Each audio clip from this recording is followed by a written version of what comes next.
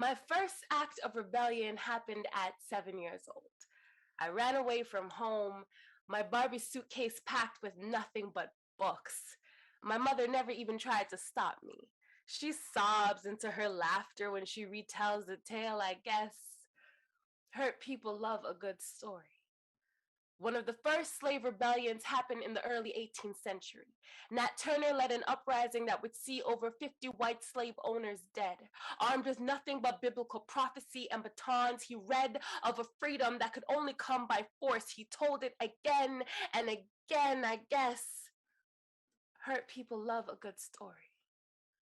The library is where little Black girls go to find peace when the war is raging within us, when we know too well what happens to Black girls who speak as loudly as their mothers do, falling face first into imagery that looks nothing like our destiny, that tells us we are gifted and special, then says no, not really. Anne of Green Gables, Wizard of Oz, Shakespeare, all the worlds in which Black people suddenly disappear. It was illegal to teach slaves to read or write. Literacy was a threat to the institution of slavery. You want to hide something from us. Put it in a book. We all know we don't read.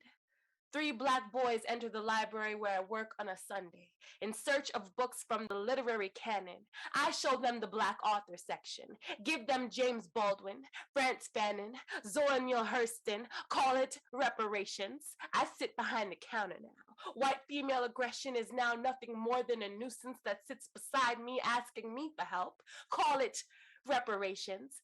The current Librarian of Congress, Carla Hayden, is a Black woman whose tenure outlasted Trump's presidency. Let's call that reparations. I am now teaching my sons to read on their own.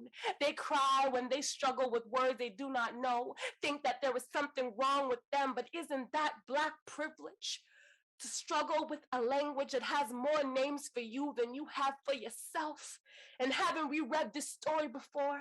The one that wouldn't fit on the shelf the way we want it to, so we turned it on its side, weakening the spine until eventually it is unable to stand on its own, bending under the weight of institutional racism until eventually a little Black girl has to write a poem about it. Chooses a career in public libraries, uses the same government institution from which she was once banished to welcome little Black children with open arms, turning belly of the beast into birthing room, into sanctuary, into asylum. Call it reparations. Thank you.